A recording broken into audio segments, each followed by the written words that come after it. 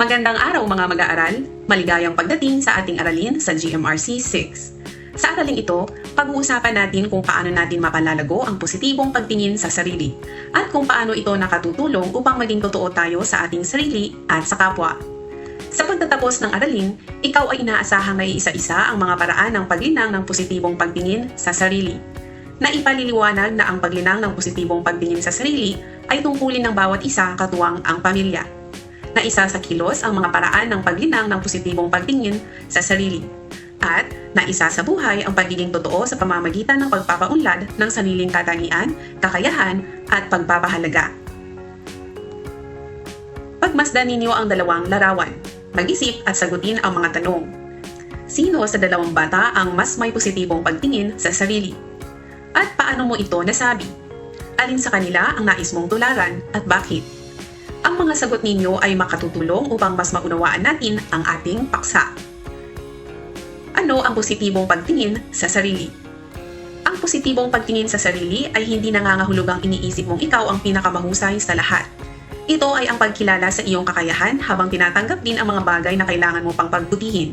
Ibig sabihin, naniniwala ka sa iyong kakayahan. Tinatanggap mo ang iyong kalakasan at kahinaan. At patuloy kang nagsisikap na maging mas mabuting tao. Ano naman ang pagiging totoo?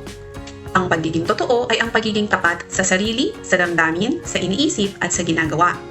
Ang taong totoo ay hindi nagpapanggap, tinatanggap ang sarili, ginagamit ang kanyang kakayahan sa mabuting paraan, at kumikilos ayon sa mabubuting pagpapahalaga. Kapag may positibong pagtingin tayo sa ating sarili, mas madali tayong maging totoo. Hindi natin kailangang magpanggap dahil alam natin ang ating halaga bilang tao. Bakit mahalaga ang positibong pagtingin sa sarili? Mahalaga ito dahil nagbibigay ito ng tiwala sa sarili. Nakakatulong sa pagharap sa mga pagsubok. Nagpapalakas ng loob upang matuto. Nakakatulong sa mabuting pakikitungo sa iba. At nagpapabuti ng pagkatao. Kapag positibo ang tingin natin sa ating sarili, hindi tayo madaling sumuko. Mas nagiging matatag tayo sa pagharap sa iba't ibang hamon sa buhay.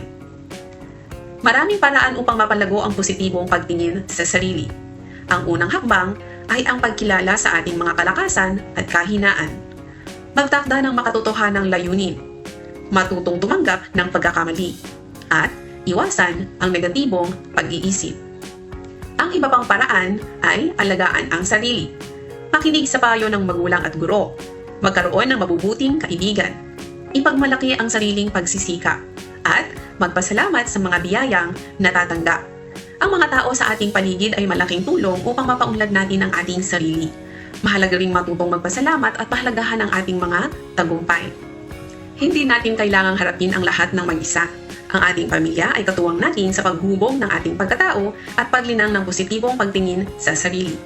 Sila ay tumutulong sa pagbibigay ng pagmamahal, pagbibigay ng gabay, pagpapalakas ng loob, at pagtuturo ng mabubuting pagpapahalaga. Bakit tungkulin ng bawat isa ang paglinang sa sarili? Ito ay dahil ikaw ang nakakakilala sa iyong sarili. Ikaw ang gumagawa ng mga desisyon. Ikaw ang may pananagutan sa iyong kilos. At ikaw ang pangunahing tagapaglinang ng iyong pagkatao. Maaaring tumulong ang pamilya at mga guro sa paglinang sa ating sarili. Ngunit tayo pa rin ang pangunahing responsable sa pagpapabuti ng ating sarili. Ang mabuting katangian ay dapat nating paunlarin araw-araw. Dahil ito ang humuhubog sa ating pagkatao. Sa paanong paraan? Narito ang ilan. Una, pagsasagawa ng mabubuting gawain araw-araw, tulad ng pagtulong, paggalang, at pagiging responsable. Pagtanggap at pagwawasto ng sariling pagkakamali, pagiging tapat sa sarili at handang magbago. Sumunod ay pagiging responsable sa mga tungkulin sa bahay, paaralan, at komunidad. Pagkakaroon ng disiplina sa sarili. Ito ang pagsunod sa mga alituntunin at paggawa ng tama kahit walang nakakakita. At pakikisalamuha sa mabubuting impluwensya. Pagpili ng mga kaibigan at taong nagbibigay ng magandang halimbawa. Lahat tayo ay may natatanging kakayahan. Kapag patuloy natin itong pinauunlad, mas tumitibay ang ating tiwala sa sarili. Narito ang ilang paraan ng pagpapaunlad ng kakayahan. Una ay patuloy na pag-aaral at pagsasanay upang higit pang mapahusay ang kaalaman at kasanayan. Sumunod ay pagtuklas sa sariling talento at interes. Alamin kung saan ka mahusay at masaya.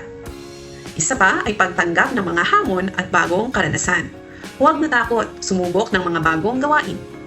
Isa pa ay pagsali sa mga kapaki-pakinabang na gawain tulad ng paligsahan, organisasyon at proyekto sa paaralan. At pakikinig at paglalapat ng payo mula sa magulang at guro. Gamitin ang kanilang gabay upang umunlad. Ang ating mga pagpapahalaga ang nagsisilbing gabay sa paggawa ng tama at mabuting desisyon. Paano natin ito mapauunlad? Narito ang ilang paraan. Una, pagsasabuhay ng katapatan sa salita at gawa. Pagsasabi ng totoo at paggawa ng tama. Paggalang sa sarili at sa kapwa. Ito ay pagpapakita ng kabutihang asal sa lahat. Isa pa ay pananagutan sa mga desisyon at kilos. Ito ay ang pagtanggap sa bunga ng sariling ginawa. Pagpapakita ng malasakit at pagmamahal sa kapwa. Ito ang pagtulong sa nangangailangan at pagiging mabuting kaibigan. At pagpapahalaga sa pamilya, paaralan at komunidad. Ito ay ang pakikibahagi sa mga gawaing nakabubuti sa lahat. Subukan nating suriin ang sitwasyon ni Ana. Siya ay mahilig magpinta, ngunit nahihiya siyang ipakita ang kanyang gawa dahil iniisip niyang hindi ito maganda. May positibong pagtingin ba sa sarili si Ana? Ano ang maaari niyang gawin? At paano siya matutulungan ng kanyang pamilya upang magkaroon ng mas positibong pagtingin sa sarili? Bago tayo magtapos, balikan natin ang mahalagang puntos na dapat nating tandaan mula sa ating aralin. Ang positibong pagtingin sa sarili ay nangangahulugang kinikilala, tinatanggap, at pinapahalagahan natin ang ating sarili. Kapag positibo ang ating pagtingin sa sarili, mas nagkakaroon tayo ng tiwala sa ating kakayahan at mas nagiging matatag tayo sa pagharap sa iba't ibang hamon sa buhay.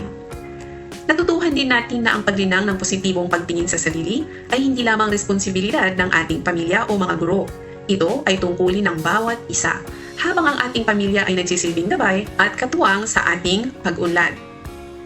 Bilang pagsasabuhay ng pagiging totoo, dapat nating paunlarin ang ating mabubuting katangian, paghusayin ang ating mga kakayahan, at isabuhay ang mahalagang pagpapahalaga tulad ng katapatan, paggalang, pananagutan at pagmamalasakit sa kapwa. Tandaan, hindi kailangang maging perpekto upang magkaroon ng positibong pagtingin sa sarili. Ang mahalaga ay tanggap natin kung sino tayo. Handa tayong matuto mula sa ating mga pagkakamali at patuloy tayong nagsisikap na maging mas mabuting tao araw-araw. At laging isaisip, ang pagiging totoo sa sarili ay nagsisimula sa pagtanggap, pagpapahalaga at paniniwala sa sariling kakayahan. Panahon na upang kilalanin natin ang ating sarili. Isipin ninyo ang inyong mga natutuhan sa ating aralin. Kilalanin ang inyong mga mabubuting katangian, mga kakayahan, at mga pagpapahalagang inyong taglay. Isipin din kung paano ninyo maipakikita ang pagiging totoo sa inyong sarili sa pamamagitan ng patuloy na pagpapaunlad ng mga ito. Sagutin ng buong katapatan ang mga tanong. Walang tama o maling sagot sapagkat ito ay tungkol sa inyong sariling karanasan at pag-unlad. Narito ang mga katanungan. Una, ano ang isa o dalawang katangian ko na ipinagmamalaki ko? Ikalawa, ano ang isang kakayahan o talento na nais ko pang paghusayin? Ikatlo, anong mabuting pagpapahalaga ang madalas kong isinasabuhay sa aking tahanan at paaralan? Ikaapat, sa anong pagkakataon ko ipinakita na ako ay naging totoo sa aking sarili? At panghuli, ano ang isang hakbang na gagawin ko simula ngayon upang higit na mapaunlad ang aking sarili? Ngayong alam na natin ang mga paraan ng paglinang ng positibong pantingin sa sarili, subukan natin itong isagawa sa ating pang-araw-araw na buhay. Sa loob ng isang linggo, gawin ang 3 o higit pang paraan ng paglinang ng positibong pagtingin sa sarili at itala ang iyong karanasan sa iyong kwaderno. Bilang pagtatapos ng ating aralin, basahin at pirmahan ang inyong personal na pangako bilang tanda ng inyong pagsisikap na magkaroon ng positibong pagtingin sa sarili at pagiging totoo. Tandaan, ang bawat isa ay may natatanging halaga. Kapag naniniwala tayo sa ating sarili at patuloy na nagsisikap na umunlad, mas magiging matatag tayo at mas naipapakita natin ang ating tunay na pagkatao. Maraming salamat sa inyong pakikinig at pakikiisa. Huwag kalimutang isabuhay ang mga natutuhan natin ngayong araw. Kapag naniniwala ka sa iyong sarili, mas madali mong makikita ang iyong tunay na halaga. Hanggang sa muli, paalam!